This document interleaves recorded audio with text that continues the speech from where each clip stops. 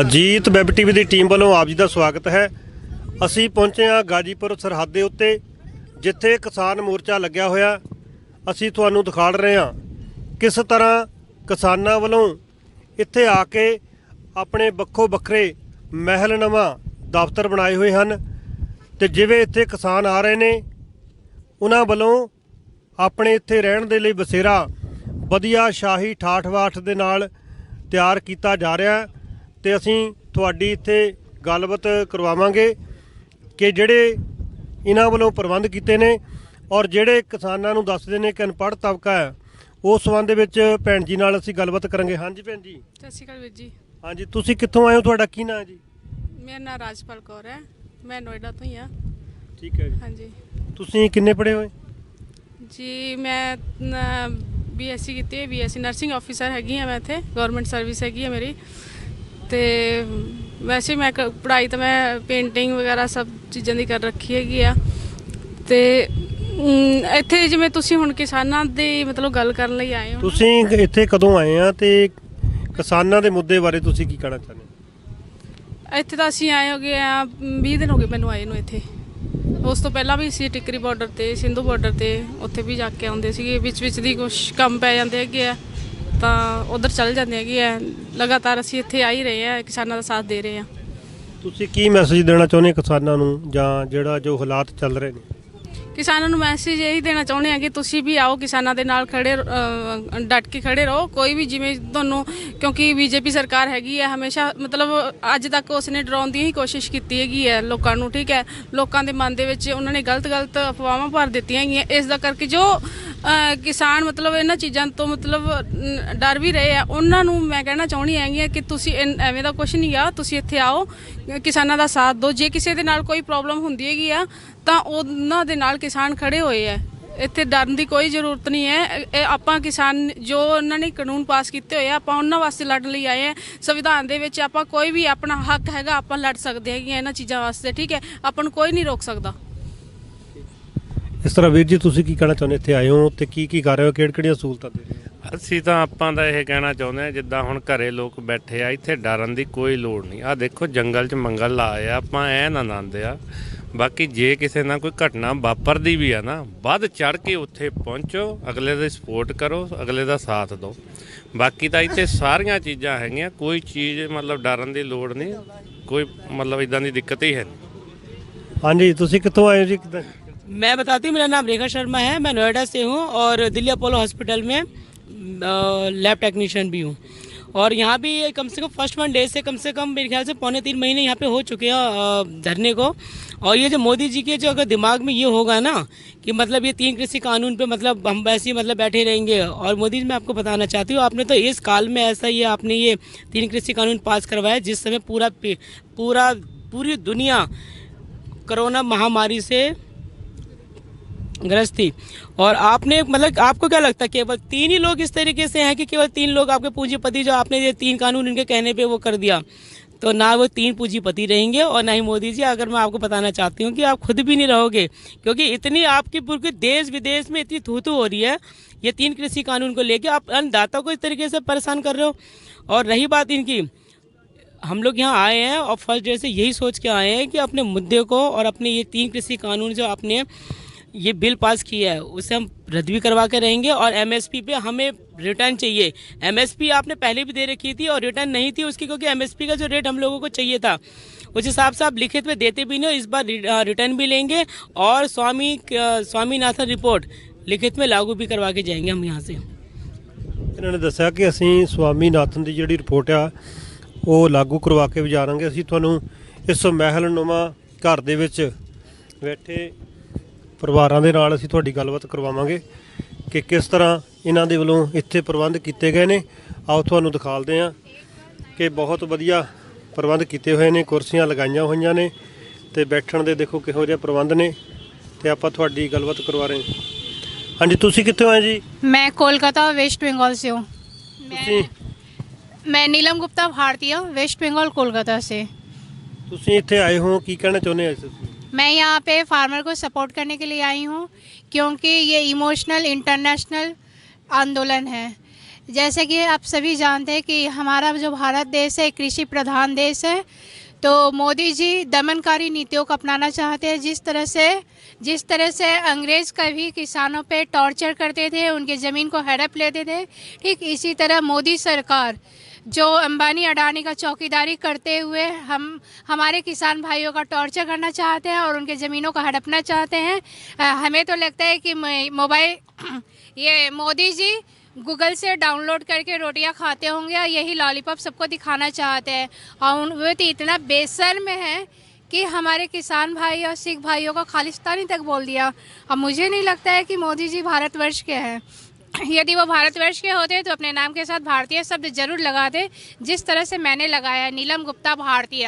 और हमें नहीं लगता है कि मोदी जी अंबानी अडानी को भी खुश रख सकते हैं, क्योंकि अंबानी अडानी का जब जी भर जाएगा तो उन्हें लात मार के बाहर निकाल देंगे।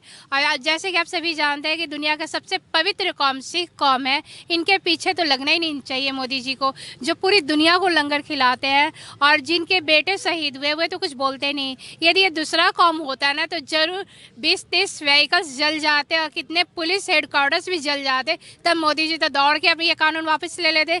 लेकिन ये जो पवित्र कौम है उनको अत्याचार करती है और उन्हें काले कानून वापस नहीं ले रहे। ये गूंगे बहरे सरकार को जगाने के लिए एक धमाके की जरूरत पड़ती है। हमें लगता है कि कोई भगत सिंह यहाँ से आएगा और ठीक वैसे ही केस करेगा जैसे इंदिरा गांधी के संग हुआ था, क्योंकि ये सरकार बेहद ही अत्याचारी है और बिल्कुल हिटलर की नीतियों को भी अपना रही है। जैसे कि आप सभी जानते हैं कि एक बार हिटलर अपने दरबार में एक मुर्गा लाया था, उस मुर्गे के सारे पंख नोच लिया था, तब मुर्गे को 2-4 दाने दे दिया तो मुर्गा उसके कदमों के तले आ गया। ठीक उसी नीति को अपनाना चाहते हैं, किसान भाइयों को पूरा गुलाम बनाना चाहते हैं।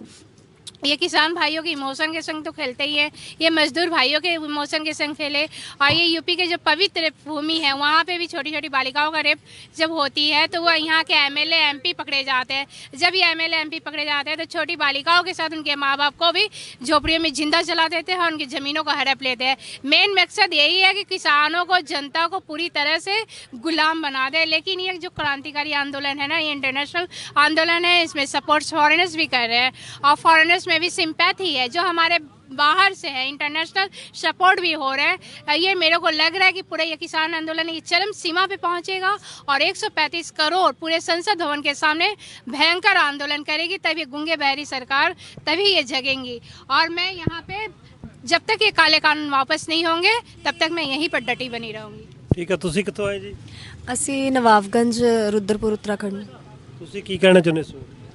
ਮੈਂ ਇਹ ਕਹਿਣਾ ਚਾਹੁੰਦੀ ਹਾਂ ਕਿ ਮੇਰੀਆਂ ਭੈਣਾਂ ਹੋਰ ਜਿਹੜੀਆਂ ਘਰਾਂ 'ਚ ਬੈਠੀਆਂ ਨੇ, ਮੇਰੇ ਭਰਾ ਜਿਹੜੇ ਹੈਗੇ ਨੇ ਉਹ ਵੀ ਇੱਥੇ ਆਉਣ, ਸਾਡੇ ਨਾਲ ਇੱਥੇ ਡਟ ਕੇ ਰਹਿਣ ਤੇ ਜਿੰਨਾ ਚਿਰ ਇਹ ਸੰਘਰਸ਼ ਚੱਲਦਾ ਆ ਅਸੀਂ ਇੱਥੇ ਹੀ ਉਹਨਾਂ ਚਿਰ। ਤੁਸੀਂ ਕਿੰਨੇ ਚਿਰ ਤੋਂ ਇੱਥੇ ਆਏ ਹੋ? ਸਾਨੂੰ 1 ਮਹੀਨਾ ਹੋ ਗਿਆ ਉਰੇ। ਇਹਨਾਂ ਨੇ ਦੱਸਿਆ ਕਿ ਸਾਨੂੰ ਇੱਥੇ 1 ਮਹੀਨਾ ਹੋ ਗਿਆ ਆਇਆ ਨੂੰ। ਇਸੇ ਤਰ੍ਹਾਂ ਅਸੀਂ ਤੁਹਾਨੂੰ ਦਿਖਾਉਂਦੇ ਹਾਂ ਕਿਸੇ ਤਰ੍ਹਾਂ ਜਿਹੜੇ ਹੋਰ ਪ੍ਰਬੰਧ ਕੀਤੇ ਹੋਏ ਨੇ ਤੇ ਲਗਾਤਾਰ ਅਸੀਂ ਤੁਹਾਨੂੰ ਦਿਖਾਉਂਦੇ ਹਾਂ ਕਿ ਜਿਸ ਤਰ੍ਹਾਂ ਸਾਹਮਣੇ ਗੁਰੂ ਨਾਨਕ ਦੀ ਹੱਟੀ ਬਣਾਇਆ ਹੋਇਆ, ਇਸੇ ਤਰ੍ਹਾਂ ਪੂਰਾ ਮਾਲ ਬਣਿਆ ਹੋਇਆ। ਇੱਥੇ ਪੂਰੀ ਮਾਰਕੀਟ ਦੇ ਵਿੱਚ ਵੱਖ-ਵੱਖ ਸਹੂਲਤਾਂ ਜਿਹੜੀਆਂ ਦਿੱਤੀਆਂ ਜਾ ਰਹੀਆਂ ਨੇ ਤੇ ਵੱਖ-ਵੱਖ ਕਿਸਾਨਾਂ ਵੱਲੋਂ ਇੱਥੇ ਘਰ ਲਗਾਤਾਰ ਬਣਾਏ ਹੋਏ ਹਨ ਤੇ ਲੋਕੀ ਇੱਥੇ ਲਗਾਤਾਰ ਆ ਰਹੇ ਨੇ। ਕੱਟ ਰਹੇ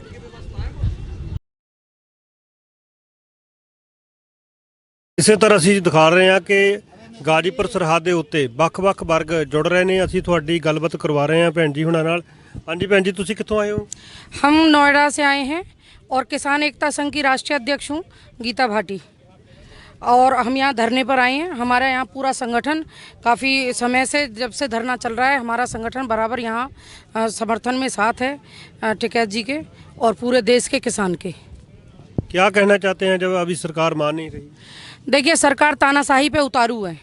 किसानों के साथ में इतना बुरा हाल कर रखा है कि पूरी सर्दियां निकल गई, 2 महीने से किसान बैठा है, 195 किसान शहीदी हो गई, और उसके बाद भी आज तक ना मुख्यमंत्री ना प्रधानमंत्री किसी भी प्रधानमंत्री को ये नहीं लग रहा है कि मैं ट्वीट करके या कोई भी एक संवेदना भरे 2 शब्द बोल दूं।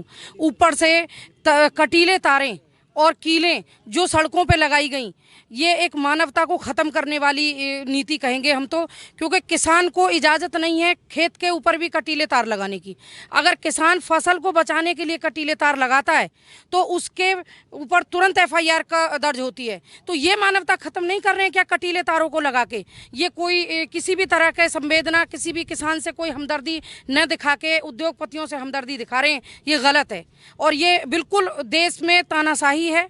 ऐसा तो अंग्रेज़ों ने भी नहीं किया। जितना अत्याचार आज एक देश का नेता, अपने ही देश का प्रधानमंत्री, अपने ही देश की प्रजा पर अगर इस तरह से तानाशाही करे तो ये शर्मनाक है, निंदनीय।